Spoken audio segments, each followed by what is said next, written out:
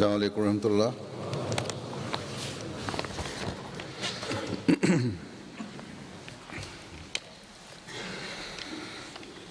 أشهد أن لا إله إلا الله وحده لا شريك له وأشهد أن محمدا عبده ورسوله أما بعد فأعوذ بالله من الشيطان الرجيم بسم الله الرحمن الرحيم الحمد لله رب العالمين الرحمن الرحيم مالك يوم الدين إياك نعبد وإياك نستعين اهدنا الصراط المستقيم صراط الذين أنعمت عليهم غير المغضوب عليهم ولا الضالين.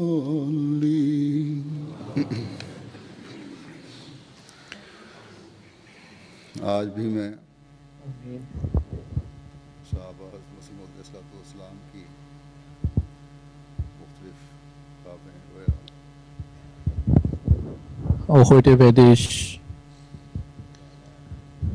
verschiedene Träume, Visionen der Gefährten von Hazrat Masih Maud Islam vortragen.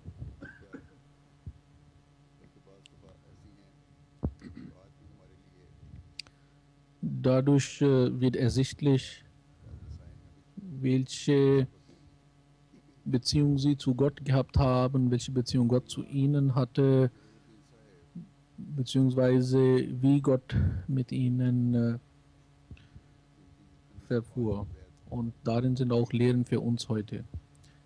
Hazrat Mia Zahuruddin Sahib, der 1905 Beit ablegte, sagt,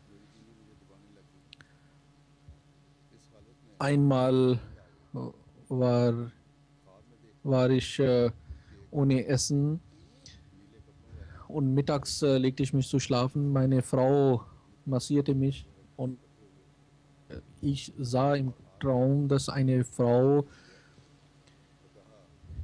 die blaue Kleidung anhatte, zu mir gekommen ist und Milch gebracht hat und sagt mir, ich habe diese Milch für Sie mitgebracht, bitte trinken Sie. Ich fing an zu trinken, dann sagte die Frau, hierin ist auch Zucker vorhanden, mischen Sie diese mit der Milch.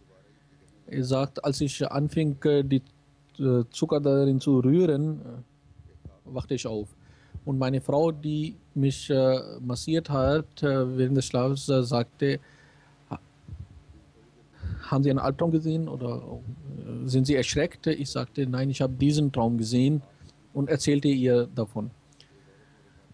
Nach 5 Minuten kam tatsächlich eine Frau, die blaue Kleider anhatte, und sie war die Mutter einer meiner Schüler. Sie gab mir Milch zu trinken und sagte, trinken Sie diese Milch. Als ich anfing, diese Milch zu trinken, sagte sie, ich habe Zucker in diese Milch reingetan, bitte rühren Sie diese.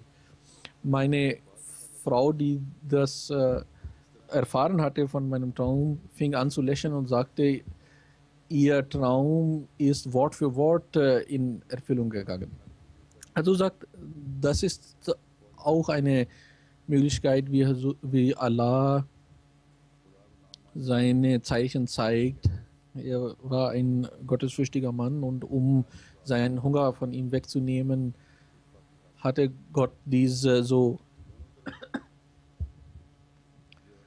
organisiert. Es kann Leute geben, die behaupten, dass es nur Zufall war, dass diese Frau zufällig die Milch zu ihm gebracht hat, aber Gott hatte ihn vorher exakt die Situation geschildert, ihn gezeigt und dann in dem Herzen dieser Frau diesen Gedanken festgesetzt, dass sie die Milch genau zu diesem Mann und diese Zeit bringen sollte. Hazrat Maulvi Abdul Rahim Sahib Nayyar,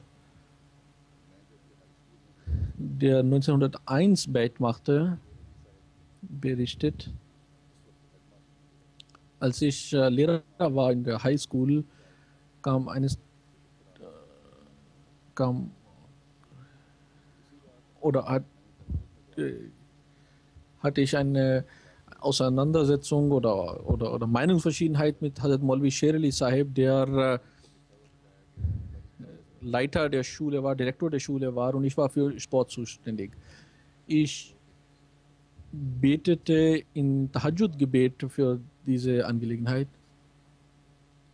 und ich sah im Traum auf einem Stück Kleidung geschrieben, No Tournament, No Games.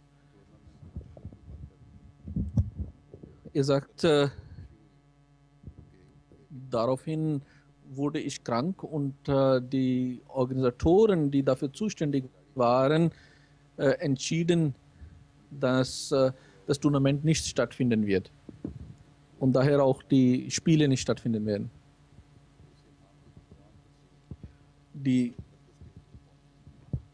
Als die Studenten diese erfuhren, waren sie sehr froh, dass der Traum unseres Lehrers in Erfüllung gegangen ist oder Offenbarung.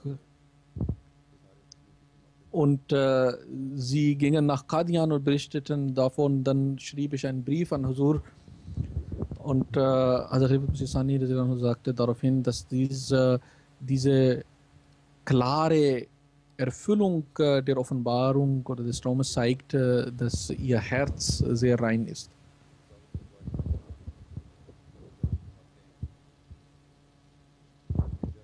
Hazrat Sheikh Ata Muhammad Sahib berichtet, dass als es um die gerichtliche Auseinandersetzung wegen der Mauer ging,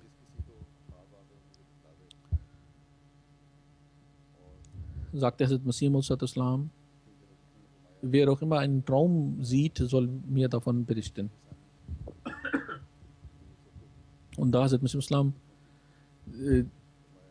dies gesagt hatte und Hazrat Masih Islam sagte, Gott hat mir gesagt, du bist der zweite Yusuf.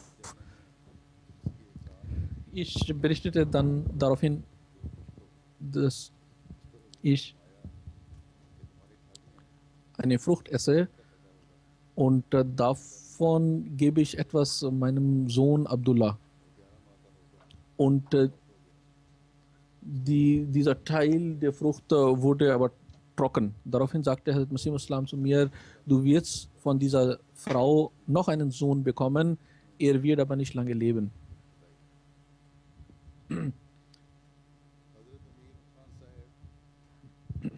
Und genauso passierte es auch. Hazrat Amir Khan Sahib, der 1903 Beit machte, berichtet, im Januar 1917 am Donnerstag sah ich im Traum oder Vision, dass jemand auf dem Pferd zu mir kommt und sagt, ich bin der König, Ahmad Ali ist mein Name, beten Sie für mich. Ich betete für ihn. Als ich meine Hände erhob, für ihn zu beten, fing auch er an zu beten. Als wir das Gebet beendeten, reitete er wieder auf seinem Pferd und davon. Und unzählige Soldaten kamen zu ihm und sie alle gingen in den Kampf gegen die Feinde. Aber die beiden Armeen waren nicht gleich. Und daraufhin sagte jemand im Traum, ein V sieht auch sehr schön und gut aus, aber wenn er die Stimme eines Gewehrs hört,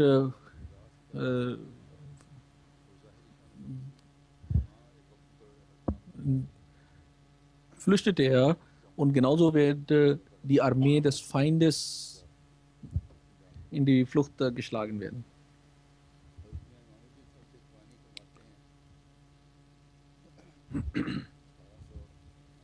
Hazrat mir Imamuddin Sahib Sekwani berichtet,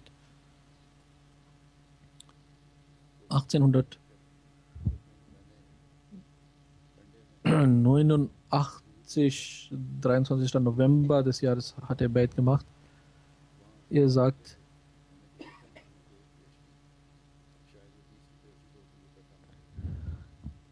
Hazrat Masih Islam war an einem Ort namens Kanda. Da präsentierte ich vor Hazrat Masih Islam es waren etwas weniger als 20 Rupien. Hazrat Masih Islam lächelte und sagte, wieso? Und ich sagte, so, ich habe in einem Traum gesehen, dass ich diese Rupien vor Ihnen präsentiere und deshalb habe ich sie mitgebracht. Ein weiterer Sahabi aus 1903 berichtet, dass sein älterer Bruder Atta Muhammad Sahib war in einem Gerichtsverfahren wegen ein Stück Land verwickelt. Und er sah im Traum, dass er dieses Stück Land verliehen wird und genauso passierte es. Hadu sagte, Träume haben verschiedene Bedeutungen. Er hat zum Beispiel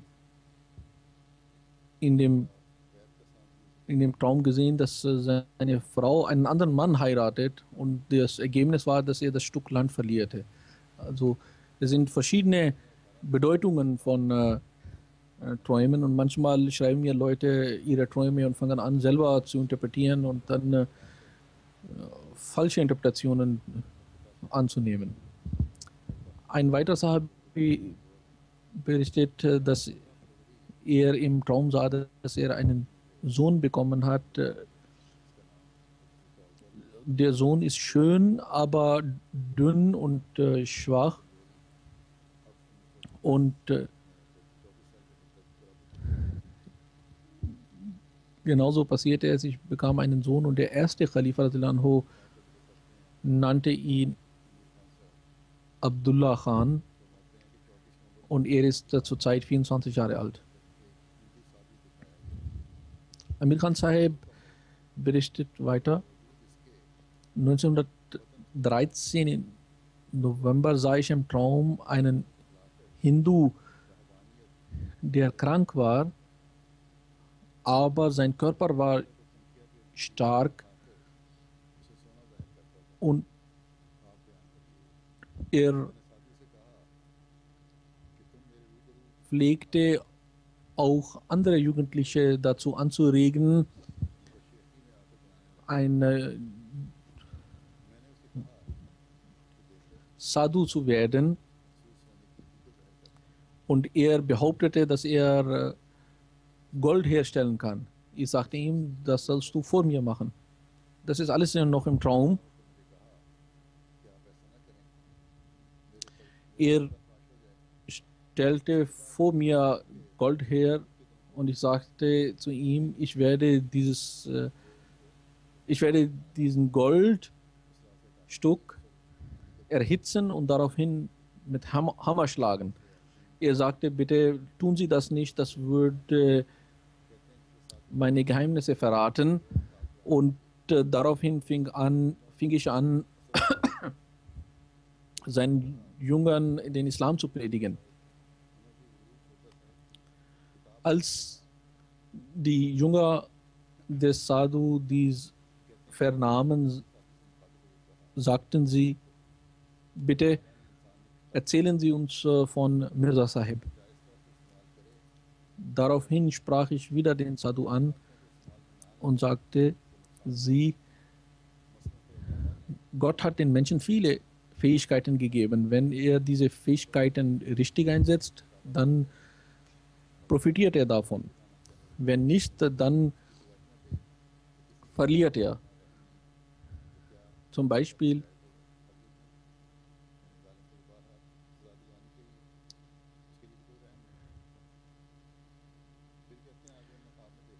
zum, zum Beispiel hat der Mensch Barmherzigkeit in sich, aber wenn jemand ungerecht ist und man im Gericht gegen ihn aussagen muss, wenn alle dann als Zeugen verweigern, weil durch ihre Aussage der Ungerechte bestraft werden wird, so wäre dies nicht richtig.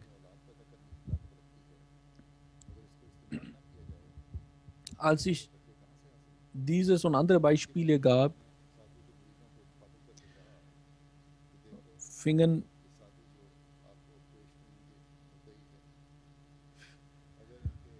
die Jünger an, mir zuzuhören und meine Argumente zu akzeptieren. Daraufhin sagte ich zu dem Sadhu weiter,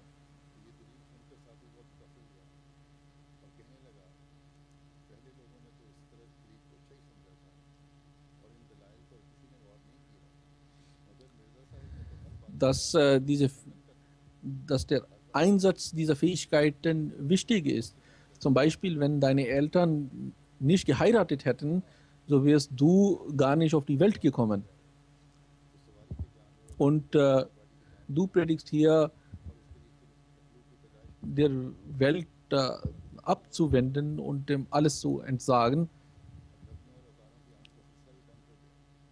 und so weiter. Dann gab ich ihm weitere Argumente und sagte, wenn dies nicht der Fall wäre, so wäre die Schöpfung, hätte sich die Schöpfung gar nicht weiter fortgepflanzt und der Zweck und Sinn der Erschaffung des Universums wäre nicht in Erfüllung gegangen.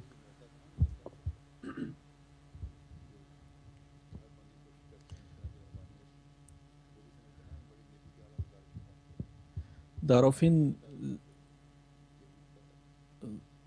sah ich, dass Hazrat Masih Islam sagt, dass die Weisheiten des Heiligen Korans, die sie von mir lernen, hätten sie nicht gelernt, wenn sie ein Sadhu geworden wären.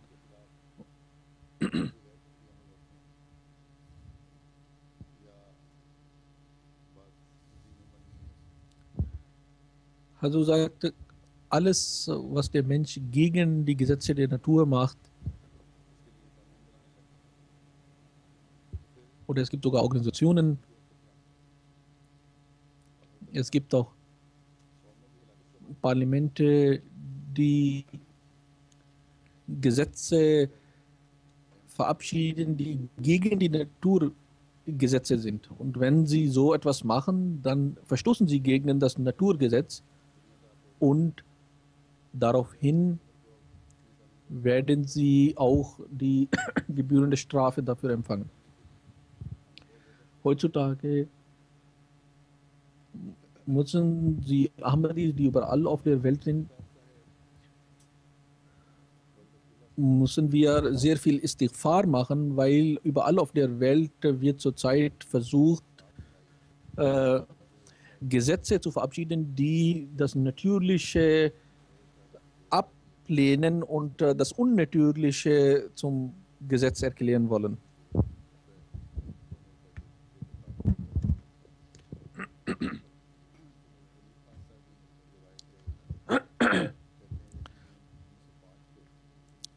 Hazrat Amir Khan Sahib Razilanho berichtet, am 1. Juni 1905 sah ich im Traum, dass ich im sauberen Wasser Fische fange. Daraufhin kam ein Sturm und dieser Sturm hatte sich noch nicht abgelegt. Da fing an, die Erde zu beben. Da warf ich mich in Sajda nieder und fing an, ja, Hayyo Ya Qayyum, Birahmatik Astaghitho zu rezitieren anfing. Daraufhin kam nochmal ein Erdbeben und die Menschen fingen an zu sagen, das ist ja nur ein kleines Erdbeben, das ist nicht schlimm. Als sie dies sagten, kam in meinem Herzen der Gedanke, bleib in Sajda, in dieser Niederwerfung und mach weiter Istighfar, es wird noch ein Erdbeben kommen. Und daraufhin kam ein sehr großes Erdbeben. Also sagt, in 1905 gab es ein großes Erdbeben in Kangra in Indien. Es ist entweder ein Hinweis auf dieses Erdbeben gewesen oder ein Hinweis auf den Weltkrieg, der einige Jahre später dann sich ereignete. Auf jeden Fall ist das wichtig, dass egal ob die Katastrophen auch klein erscheinen, dass man sich vor Gott verneigt und Istighfar macht. Das ist der Weg der Rettung und des Schutzes. Wir müssen immer uns vor Gott verneigt halten. Amir Khan Sahib berichtet weiter, dass am 29. Mai 1905 sah ich im Traum, dass ein Sturm kommt und die Menschen sich auf dem freien Feld sich begeben, damit der Baum, unter dem sie vorher waren, nicht auf sie hinabstürzt. Aber die Armen und Mittellosen versammelten sich unter dem Baum. Und als die Menschen sich auf dem freien Feld sich begeben hatten, kam der Sturm und zerstörte diese Leute, die auf dem freien Feld waren. Also sagt, es ist meistens beobachtet worden, dass wenn die Propheten kommen, dass es in erster Linie die armen und weniger bemittelte Leute sind, die diese Propheten als erste akzeptieren. Ein weiterer Sahabi berichtet,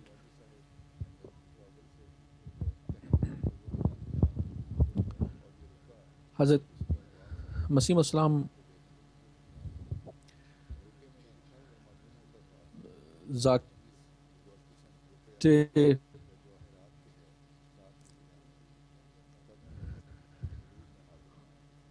Hazrat Masih Islam reitete auf einem Pferd und blieb nach einem kurzen Weg stehen und sagte, gibt es jemand, der diesen Brief zu Khalifat Maulvi Sahib, Khalifat Masih Awwal, bringen konnte? Daraufhin sagte ich, Hazur, ich kann das machen. Ich nahm den Brief und brachte zu Hazrat Khalifat Masih Awwal. Auch er kam und stieß uns zu. Wir gingen dann nach Mekka auf dem Pferd und da sahen wir Wasser und Bäche fließen, sauberes Wasser, und wir waren in Erstaunen versetzt, wie dieses sauberes Wasser dort fließt.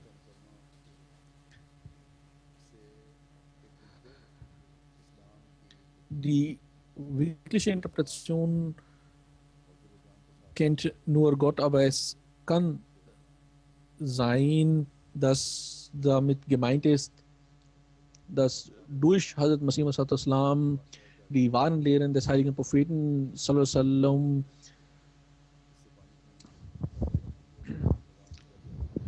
wieder hervortreten werden, fließen werden, und verschiedene Völker werden unter dem Nizam Khilafat von diesen Lehren profitieren und davon trinken. Hazrat Amir Khan Sahib berichtet weiter, dass vor dem Tod des ersten Kalifen, wenige Tage davor, sah ich im Traum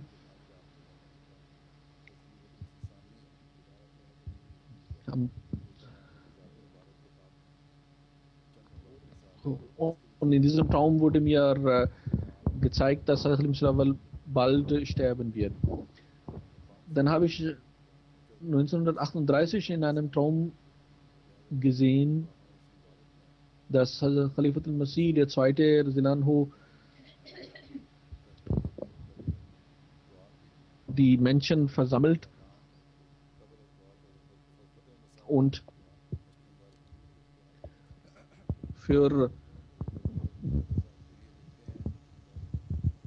für die Mitglieder der Jamaat betet. Und das passierte am 13. Januar des Jahres, dass für den Sohn von Hazrat Mirza Aziz Ahmad Sahib Huzur für Dua bat, und es ereignete sich genauso, wie ich das im Traum gesehen hatte. Er berichtet weiter, dass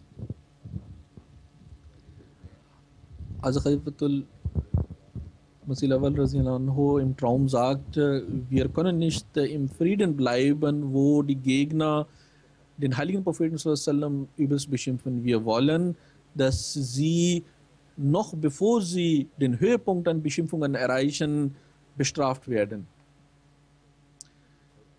Dann berichtet er,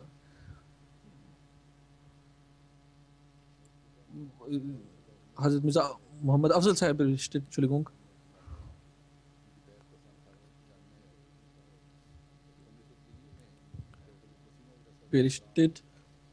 er hat 1895 Beit gemacht, dass 1903, als Hazrat Masih Maud Islam nach Jhelum reiste, ging ich auch dorthin und es waren sehr viele Leute dort versammelt. Hazrat Masih Islam sagte dort über die Jamaat, das ist das Nur, das Licht Gottes. Es kann nicht durch die Menschen ausgelöscht werden. Auf dieser Reise sagte Hazrat Sahibzada Mirza, Hazrat Sahibzada Abdul Latif Sahib Shahid Radhiyallahu Anhu, dass Gott mir dreimal gesagt hat, ich soll meinen Kopf für ihn opfern. Hazrat Amir Khan Sahib Radhiyallahu Anhu berichtet, dass er in einem Traum, dass der erste Khalifa Radhiyallahu Anhu einen Stock mit sich führt und da gibt es einen Buffel, das ihn angreift, aber wegen des Stockes kann er nicht näher kommen. Daraufhin ging Hazrat Khalifatul Masih Awwal zu einem Geschäft und dort gab es einen Geschäftsmann, der Siegel verfälschte. Hazrat Khalifatul Masih Awwal Radhiyallahu Anhu ging in diesem Geschäft hinein und auch dieser Buffel ging mit ihm dort hinein. Hazrat Khalifatul Masih Awwal ging in ein Haus, blieb dort einige Zeit, nahm was zu sich und dann ging Hazrat Masih Awwal wieder aus dem Haus hinaus.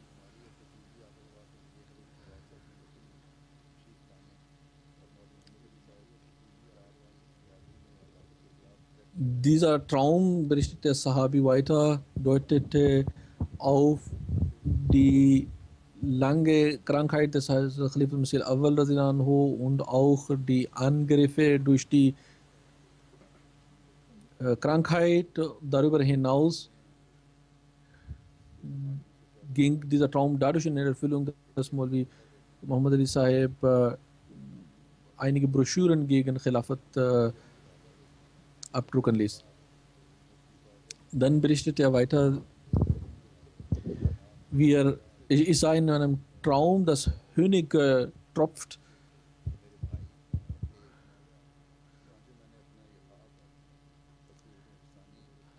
und wir sammeln diesen Honig. Und Hazrat Khalifatul Masih al-Awwal radhiyallahu anhu sagte zu mir, nach meinem Tod soll mir Maulvi Sher Ali Sahib mich waschen. Er ist mein Bruder und ich berichtete von diesem Traum Hazrat Maulvi Sher Ali Sahib radhiyallahu anhu. Und es passierte auch so, dass nach dem Tod des ersten Khalifen radhiyallahu anhu Hazrat Maulvi Sher Ali Sahib radhiyallahu anhu ihm die Totenwaschung gab, obwohl ich nicht sicher bin, wegen meines Traumes oder es war vorher schon so geplant. Ein weiterer Sahabi aus 1906 berichtet, als Hazrat Masih Maud Islam gestorben war und wir im ersten Khilafat waren, sah ich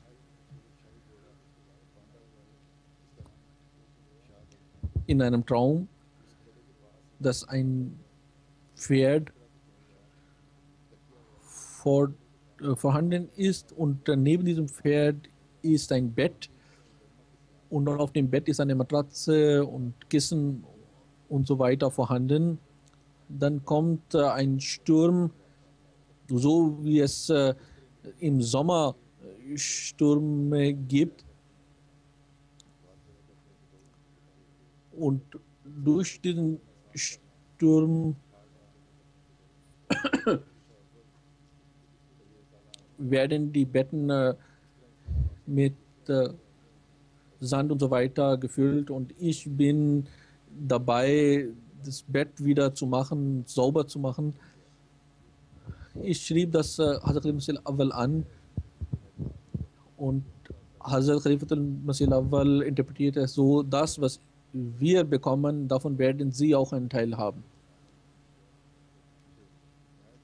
Ein weiterer Sahabi berichtet, dass während der Zeit des ersten Khalifa radhiyallahu anhu sah ich einen sehr wunderbaren Traum.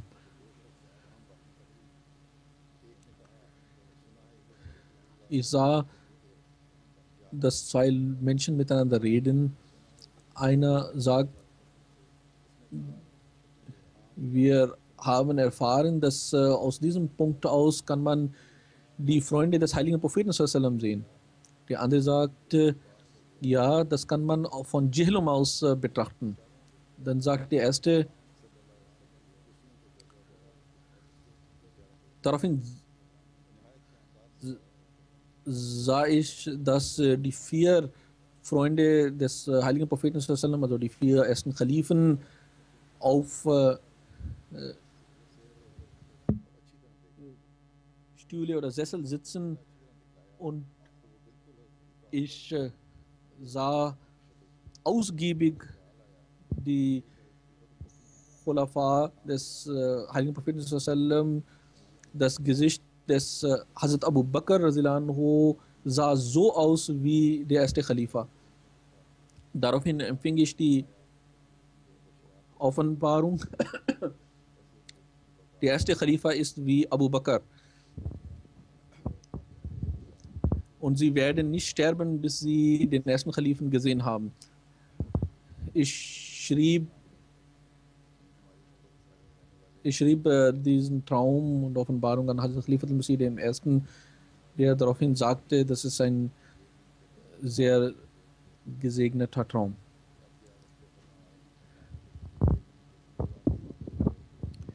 Er berichtet weiter, dass er Offenbarungen erhielt in Form von Verse aus den Gedichten des weißen Messias alaihi Islam.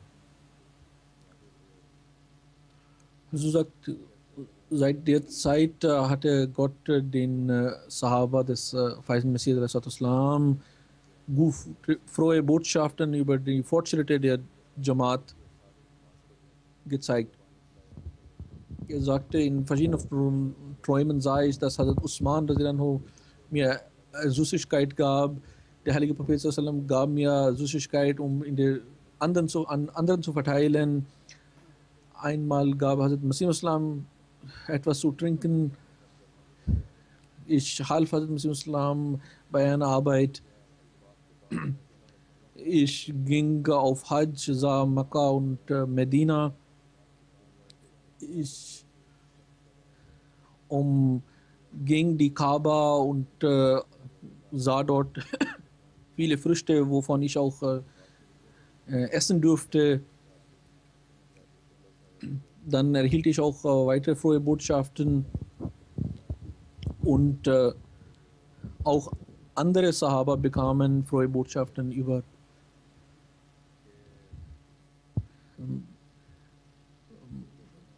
mein Leben. Dann sagte er weiter,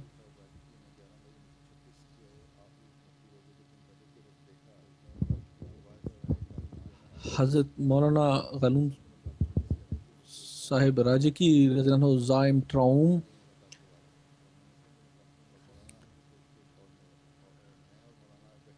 und in dem Traum sah er, dass der Viceroy von Indien nach Qadian gekommen ist und äh, ich bin dafür zuständig, Leute zu ihm zu führen wegen Mulakat und äh, ich habe die Ahmadis an vorderster Stelle gesetzt.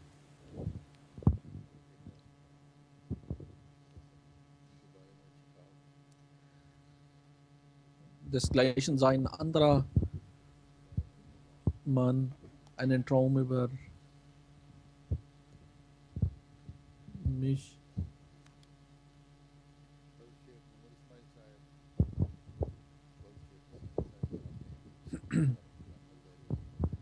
Hazrat Sheikh Muhammad Ismail Sahib Radhiyallahu berichtet, er hat 1894 Beit gemacht. Wer im Namen Allahs lügt, sei verflucht.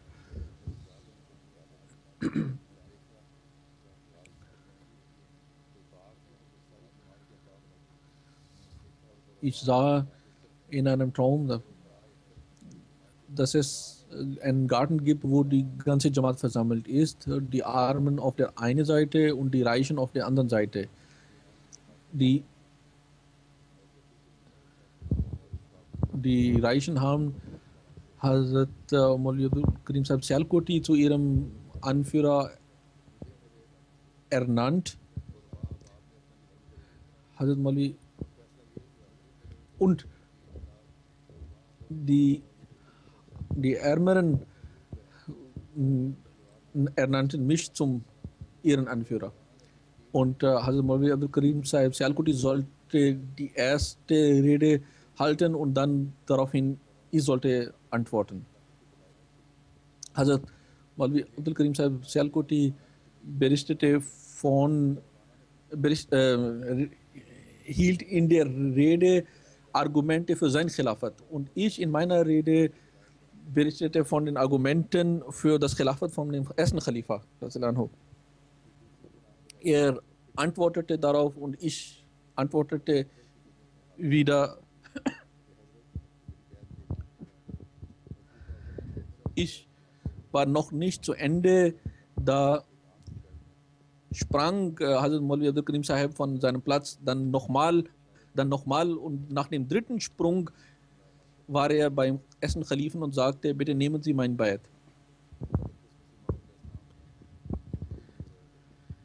Ich hatte von diesem Traum zwei weiteren Freunden bereits berichtet und diesen Traum sah ich im Leben von Hazrat Masih Maud Islam. Also sagt dieser Traum war über das Khilafat des ersten Khalifen und das ist Gottes Gewohnheit, dass er nicht nur heute so, dass viele Leute über den nächsten Khalifen Träume und Visionen und Offenbarungen erhalten. Das waren auf jeden Fall einige wenige Träume. Das nächste, was ich sagen möchte, das ist, dass heute in Sierra Leone und in Bangladesch Jalsa Salana anfangen. Sierra Leone wird genau um diese Zeit anfangen. Vielleicht wird dort jetzt die Jalsa gehalten. Und in Bangladesch ist der erste Tag schon vorbei. In Bangladesch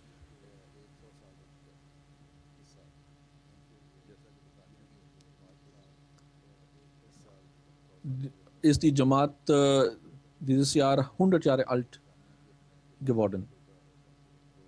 So wie in Großbritannien die Jamaat 100 Jahre alt geworden ist und auch die Jamaat Großbritannien feiert dieses Ereignis und auch die Jamaat Bangladesch möchte dieses machen. Und die Jalsa Salana war und ist ein Großteil dieser Feierlichkeiten und deshalb hatten sie ein Stadion gemietet und dort versucht, die Jalsa abzuhalten, damit alle Ahmadis dort Platz finden können und übernachten können. Und die Organisation der Jalsa Salana war vollständig. Da sind vorgestern einige sogenannte Ulema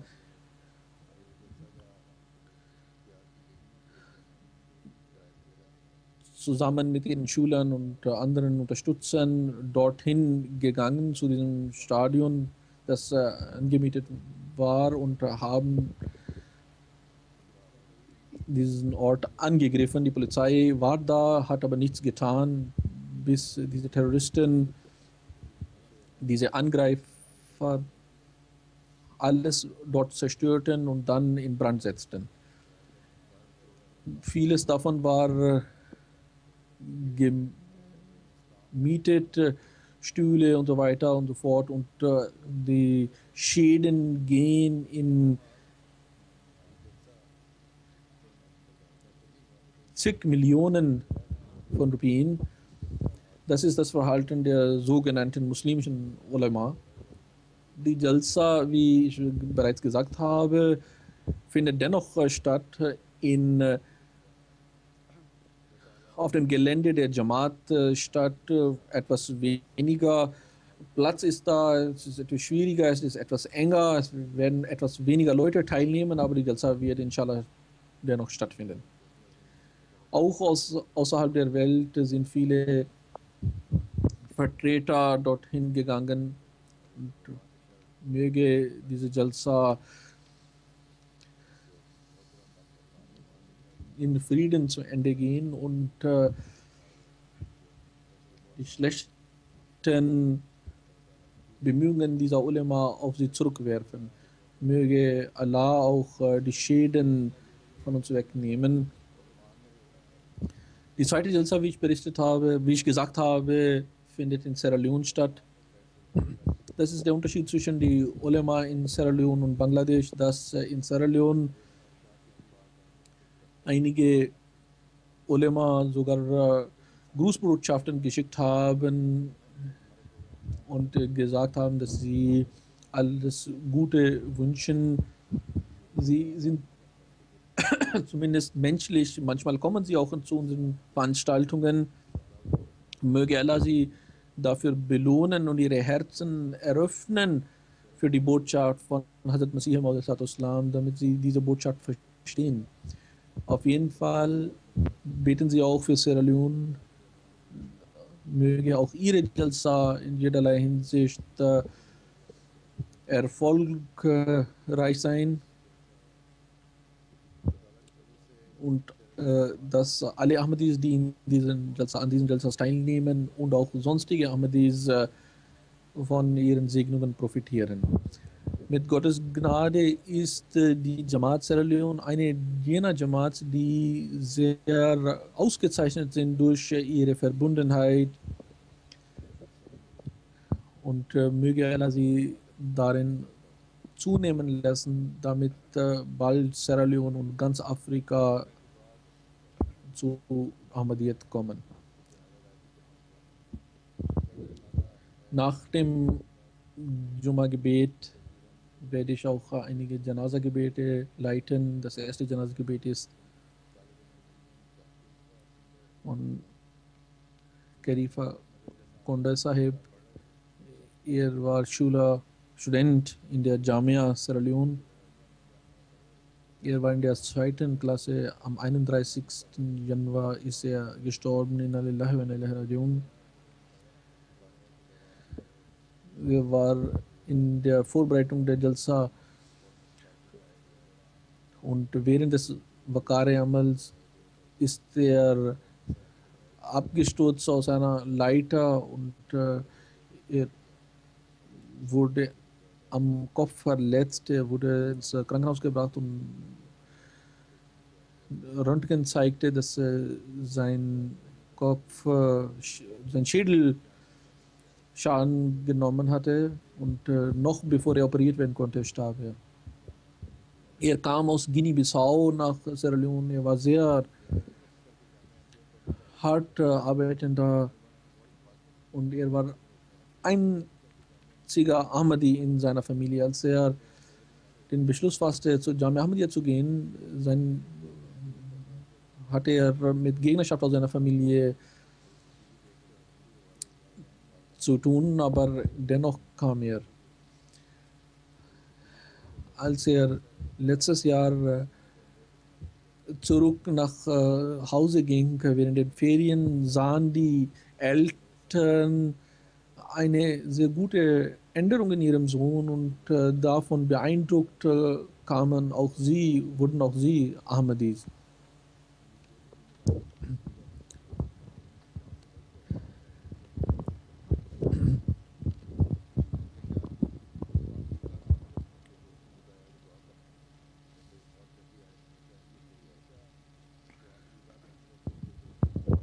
Ein Freund von ihm hat geschrieben, dass er oft zu sagen pflegte, bitte du für mich, dass wann auch immer ich sterbe, dass ich als Ahmadi sterbe. Das zweite Janaza-Gebet ist von dem Präsident von einer Jamaat in Daska, Pakistan. Er ist im Alter von 82 Jahren gestorben in der Region. Er war Sohn eines Sahabi von Hazrat Masih Maud Islam. Er hat etwa 61 Jahre lang der Jamaat gedient, 36 Jahre lang als Finanzsekretär, als 22 Jahre als Präsident, dann auch Präsident des Bezirks. Er wurde 40 Jahre lang als Mitglied für Shura gewählt. Er hatte viele gute Eigenschaften. Er war gottesfürchtig und hatte auch die Ehre, 3 Khulafa zu dienen.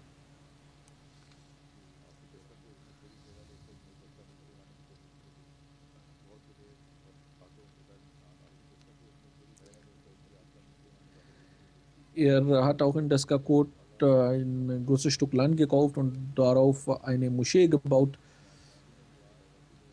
Er wurde 3-mal verhaftet.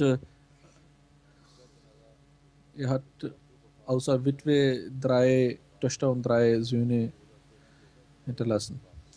Das dritte Janaza-Gebet ist von Abdul Ghaffar Dar Sahib, der am 5. Februar gestorben ist. Inna lillahi wa inna ilaihi rajiun. Er kam aus Rawalpindi.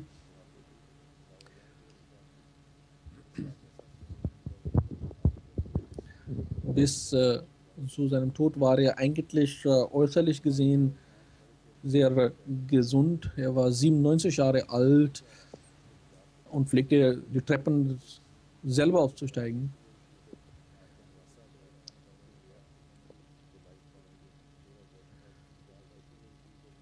Nach etwa 10 Uhr ging sein Enkel zu ihm und das Licht war dort ausgeschaltet und er reagierte nicht darauf und man stellte nachher fest, dass er gestorben war. Seine Familie gehört zu den ersten Ahmadis aus Kaschmir. Sein Vater war auch ein Sahabi des Hazrat Masih Maud Islam, auch sein Onkel und auch sein Großvater.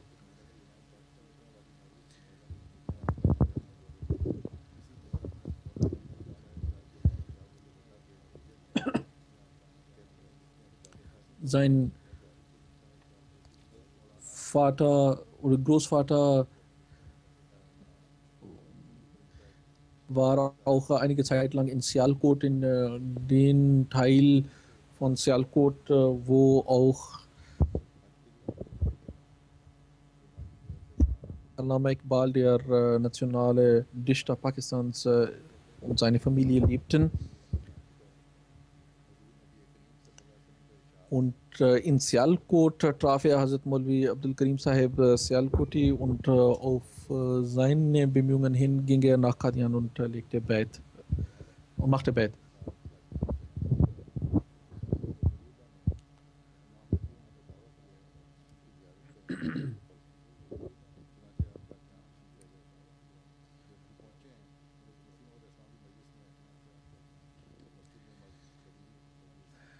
Als sie nach Qadian gingen, war Hazrat Masih Islam in Masjid Mubarak und die Ahmadis stellten Fragen und Hazur antwortete diese darauf. Sein Großvater dachte sich, dass hier die Gelehrten sind versammelt und sie stellen Fragen. Ich sollte eine Frage in meinem Herzen haben und wenn er ein Prophet ist, dann wird er diese Frage erraten und darauf antworten. Und mit diesem Gedanken setzte er sich. Und die Frage war, was ist richtig, was ist die Wahrheit? Hazrat Masih Islam sagte plötzlich, es gibt Leute, die beten und auch Hajj machen, aber dennoch erfüllen sie die Pflichten gegenüber den Mitmenschen nicht. Und das ist falsch und das ist nicht richtig. Und das war eine der Fragen, oder das war die Frage, die er in seinem Herzen hatte. Und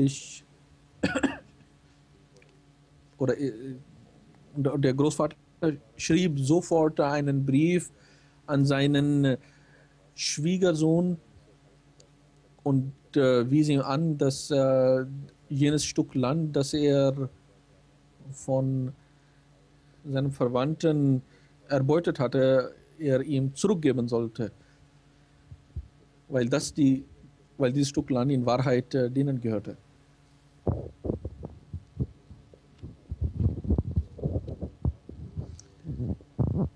Seine Frau war bereits 2005 gestorben. Er hatte 2 Söhne und 2 Töchter hinterlassen.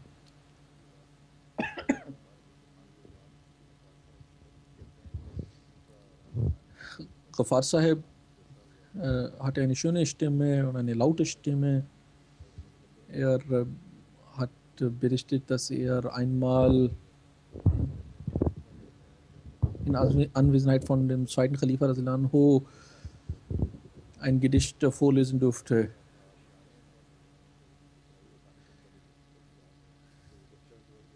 Und eines der Verse von diesem Gedicht war, dass jenes Jüngling, der allein zurückgeblieben war, Gott hat ihn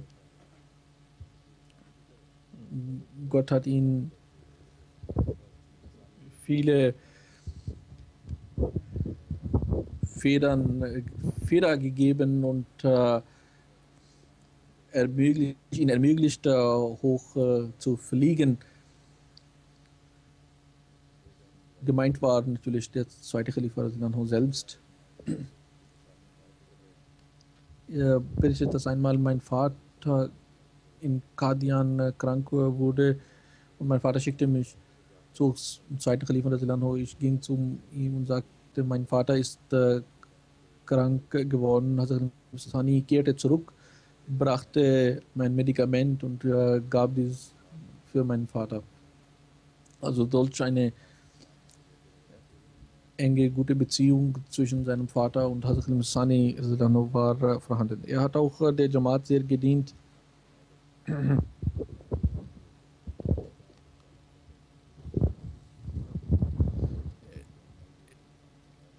Er war Redakteur einer Zeitschrift aus Kashmir oder Mitarbeiter dort unter der Leitung von Hazrat Khalid Musani.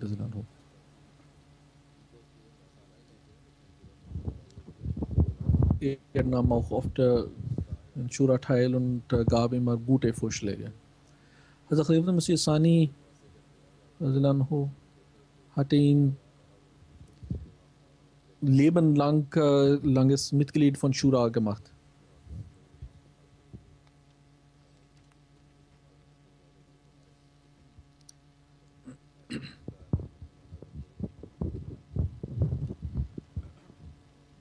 Möge Allah seine Ringe erhöhen.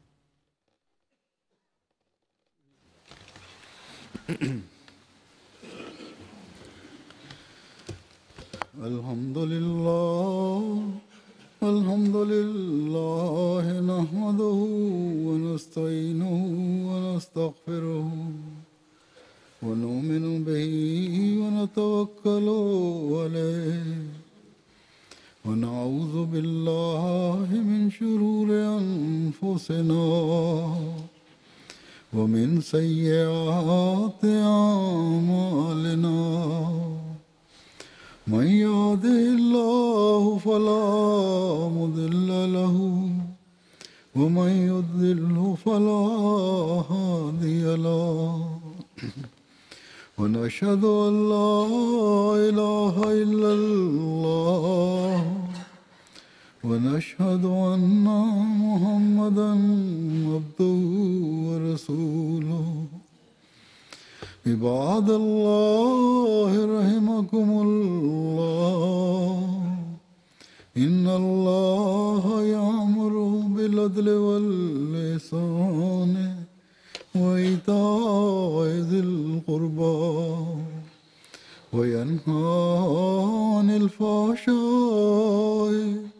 والمنكر والبغي يعظكم لعلكم تذكرون اذكروا الله يذكركم وادعوه يستجب لكم ولذكر الله أكبر